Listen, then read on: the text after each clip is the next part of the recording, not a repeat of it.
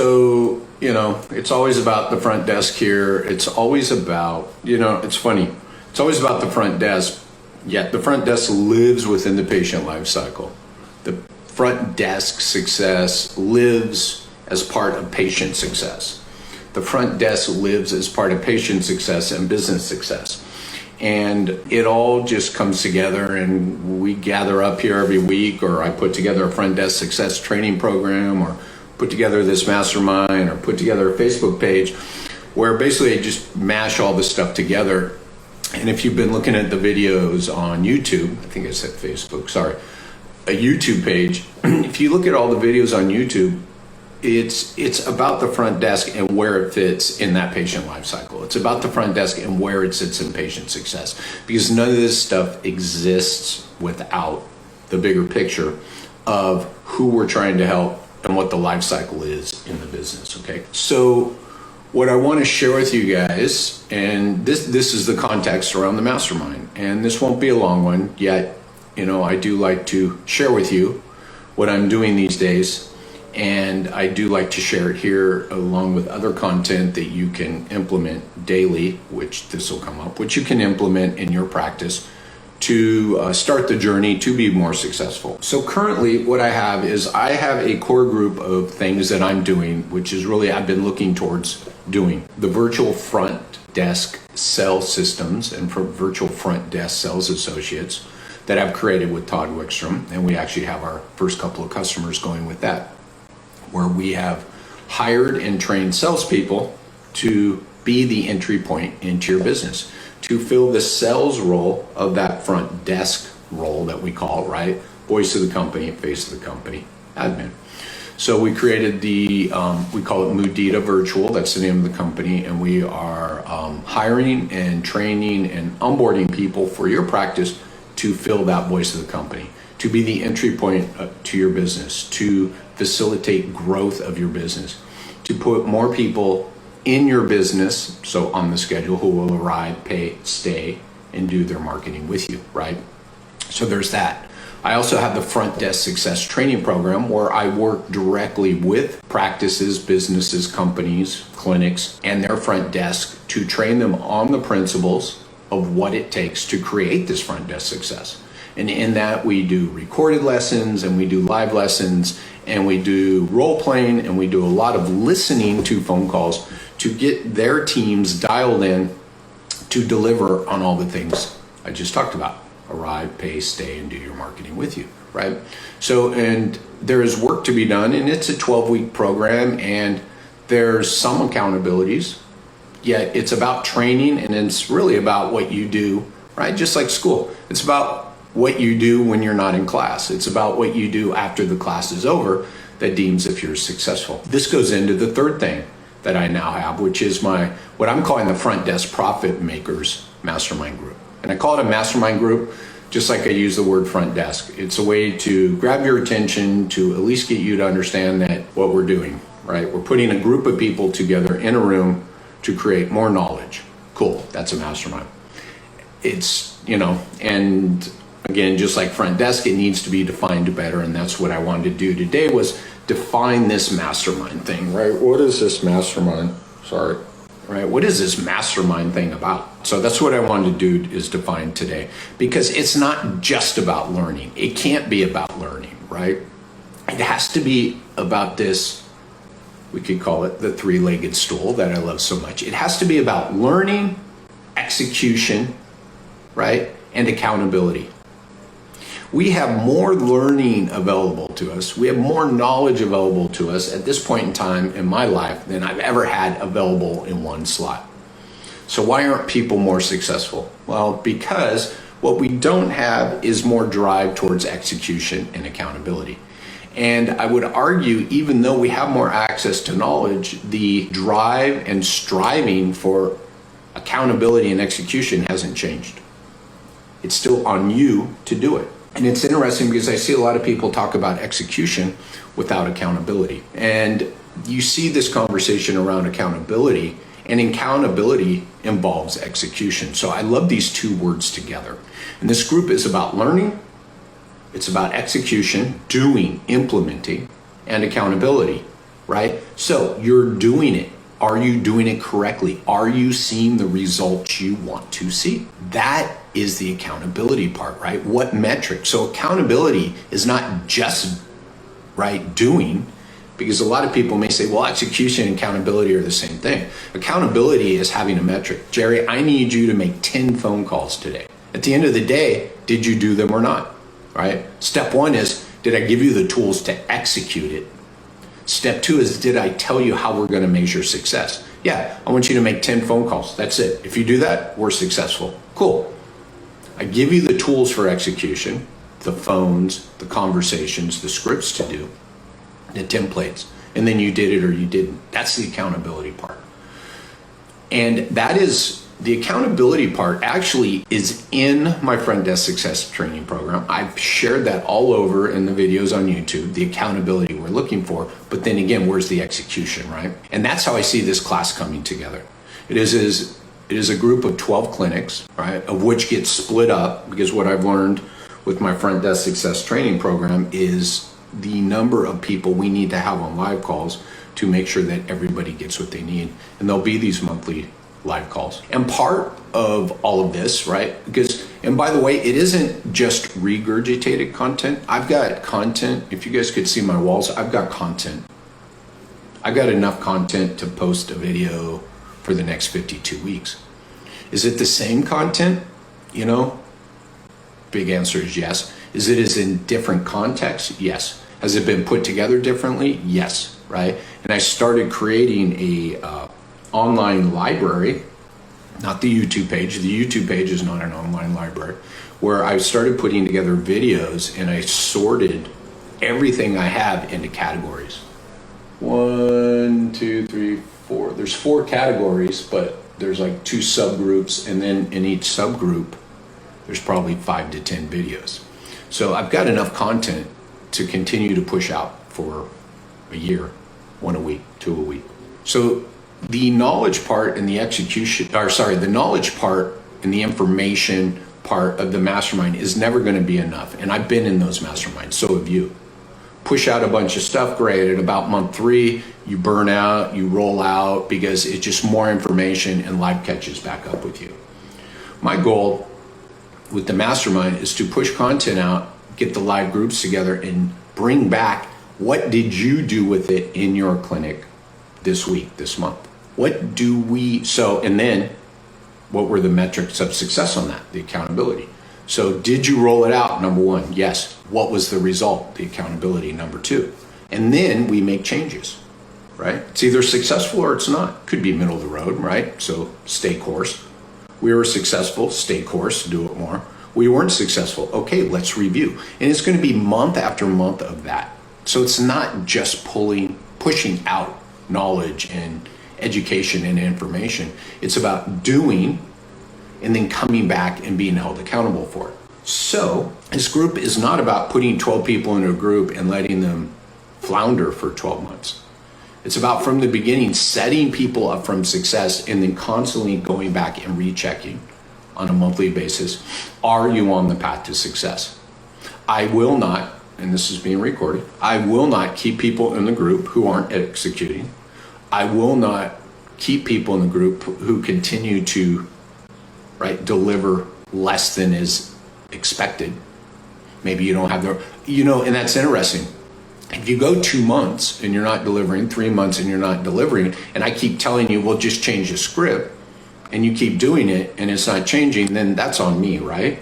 So if you're not producing the first month and we change something, and you're not producing the second month, then we take a step back. And now we're back to the patient life cycle, right? The patient life cycle, the client life cycle will be a big part of this program. Do we have the right team members in the right seats on the bus, all right? And that'll actually be very early on, because I can't ask you to execute and be held accountable for your staff when they weren't hired properly, right? So there'll be a hiring component. So if you need to move someone, shift someone around on the bus. This has happened with the front desk success training program. Rarely is it we fire people, which I thought it would be early on, to be totally honest. We end up shifting people around on the bus. So if you know what you have to do, and then you have people execute it and they're delivering below par, right? We make some changes, they're still delivering below par. We make some more changes, they're still delivering below par. Then we take a step back. Do we have the right person in the seat? Do they have the skills? Do they have the attributes to actually be successful in doing this? No. Okay. What are they good at? They're good at this other stuff. Let's shift them over and let's see who we can put in this seat. Maybe you have to hire someone. Cool. Let's go through the hiring process. I have all that, right? So again, this is about 12 clinics that don't just want more knowledge. This is about 12 clinics who want knowledge that they can execute on and be held, know the accountabilities and be held accountable for, right? And that's why I'm asking for a year commitment, because nobody is going to show up and be brutally successful in the first month. So we need time to implement, to execute. Implement and execute are the same thing, but I see implementation as almost a step that overlaps with execution and building the knowledge. We need a time to collect the metrics. We need time to examine the metrics and make the changes. And then, just like science, measure the changes. So none of this is going to happen after 1 month, 2 months. I would, for some of you that are further ahead in the curve, yeah, we can see action. We can see results very quickly. For others, it will take longer. Yet, to me, this is the best place to be to do this. This will have business principles. This will be a place for you to take the marketing that you're currently doing and look at the systems that you have built in behind the marketing so that you can truly measure the results of your marketing program. And what I found with most people with their marketing is they don't have the right sales system and retention systems in place to measure the results of the marketing. It's always the marketing is not working. I'm like, actually it is. The sales system isn't delivering. Or, hey, I'm getting lots of leads from my marketing and no one's converting. And I say, that's because you're not collecting the right information in your sales systems to feed back to your marketing system. So we're going to look at all that. And then we're going to look at how are we connecting. This is a big one too, that I'm getting asked more and more and really needs to be involved. How are we connecting the front desk sales system, that's the sales side, with the retention, the doing, and the sales that go on with the provider side? That's going to be probably my biggest push in 2021 is making the connection between phase 2 and phase 3 of your patient life cycle. Your patient life cycle has 4 phases. Your patient life cycle has 4 phases. Number 1 is the attraction or marketing phase. Number 2, right, is that front desk selling phase. Number 3 is your provider phase, right, which has sales and retention in it. And then number 4 is back to that post-course of care, right, marketing, sales, everything in there. Phase 2 and phase 3, it is when those things are firmly connected that you will have the greatest success. The front desk in phase 2 sets up phase 3 for success. So that's where we leverage, that's where we spend the time, that's where we spend the money, that's where we spend the energy to optimize phase 2. That's why it's called front desk profit makers, right? We take the front desk to implement and execute and do what you're already prepared to do in phase 3, but they're having difficulty with because you don't understand phase 2, right? Understanding the ecosystem of the business, understanding what's further upstream has a greater impact on downstream. So I can impact the eval day greater with your front desk than we can with the provider, because I'll guarantee you the majority of providers are doing what they need to do on eval day. They don't have the right people in front of them. They don't know their expectations. Expectations haven't been set and managed. That will be a big part of this mastermind. We're going to connect the dots, right? That's part of the learning and the knowledge. We'll connect the dots. You're going to go back to your teams and make sure they are executing. Cool. Implement, execute. Then I'm going to make sure you know the accountabilities, the metrics to hold your teams accountable for. Are you meeting with them weekly to go over these metrics? And it's not visits and it's not productivity, right? These are metrics that align with what? Patient success. Because without patient success, you can't have business success. So we're putting it all together. Putting it all together in here. Like I said, lots of content, lots of knowledge to be shared. I've got lots of stuff to put out there still. I'm going to put it out there in the group. There's a lot of overlap with the front desk success training program. The thing with the front desk success training program is it ends. I don't play as big a role in implementation and execution. The things I hold people accountable for in the front desk success training program are way further upstream, right? A lot of listening to calls, it's executing the calls properly. And then we talk about phase 3. We talk about connecting the dots. This group will connect the dots. I'll show you how. I'll make sure you have the knowledge and the information to execute and implement and then hold people accountable. This is a hardcore selling, right? Understanding the moving parts of a business. Selling, how's sales connected to marketing and retention? How's retention connected to sales, right? How do we get more referrals from our current customers, right? Well, this is all business stuff. Actually, the first 6 videos, I'm looking at the stuff, right? I have a whole flow called Foundations for Success. And it's basically foundations for business success, AKA foundations for physiotherapy business success, right? And there's a whole group of videos in there that there's been nowhere to share that stuff. It doesn't fit in the front desk training program. It doesn't really go on the YouTube page because there won't be any context for it. In this mastermind, there'll be awesome context for it. So 12 clinics, right? Oh, the cool thing is I say 12 clinics practices business. Here's what I found out over time in the front desk success training program and the other things I've done. When the owner and or practice manager and the doer, the front desk and or, right, the leader of the front desk is involved, that's when we have the greatest success. So actually it's 12 clinics, which will allow 3 people per clinic. The doer has to be in there. If you're the doer currently, perfect. If you're a new business owner, perfect. This is the time, actually. If you're a new business owner, this is the time to do all this. Put all the systems together, do it all now before you hire your first person. If you have people hired, if you have engaged front desk manager, if you haven't engaged, I've also found over time, the practice manager is the one who understands the connectedness of the business currently. So if you have a practice manager, you put them in this group along with the doer, right? If there's a practice manager and a front desk person, then you as the owner, you as the owner, you don't need to be involved as much because the practice manager and the front desk people know what needs to be done and they have better information because they're in it every day. They'll understand the accountabilities, they'll understand the tactics and everything that it takes to execute. So this is what I found over time, that if there is a practice manager, then the lead front desk person, that's the winning combination.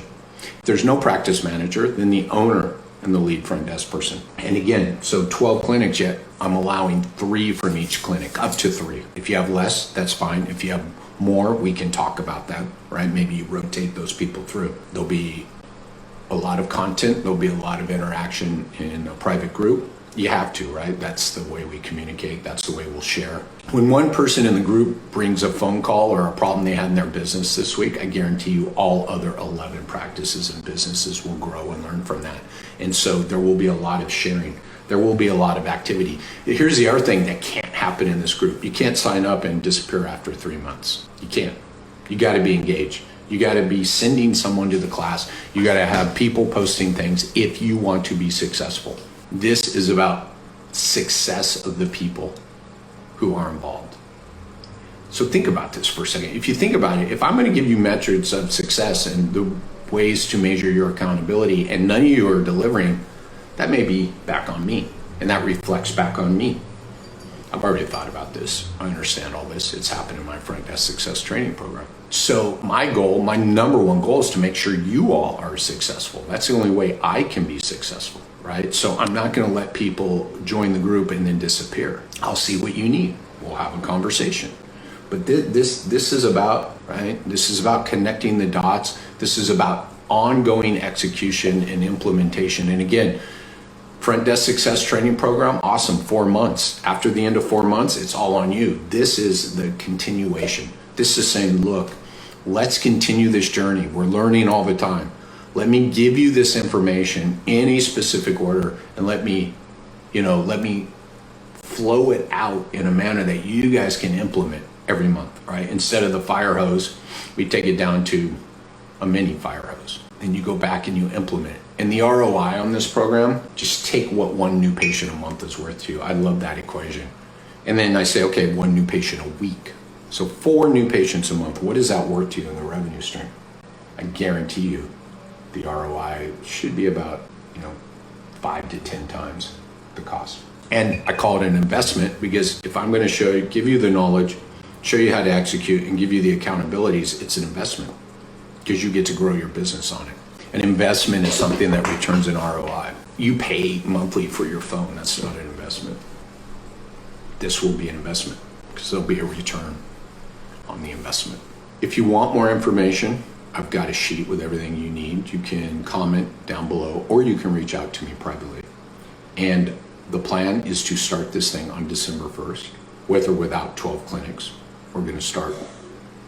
Yes, you can jump in late. There's not really a timeline on it. So yes, you can jump in later, yet it starts on December 1st. And those who start on December 1st will start to get their return on investment sooner than someone who starts in January, February, March of next year. All right. So again, I have all the information. You can comment below or private message me and I'll share it all with you. And we're starting on December 1st. So I appreciate everybody's time on this. And I'll meet you back here next week. Cheers.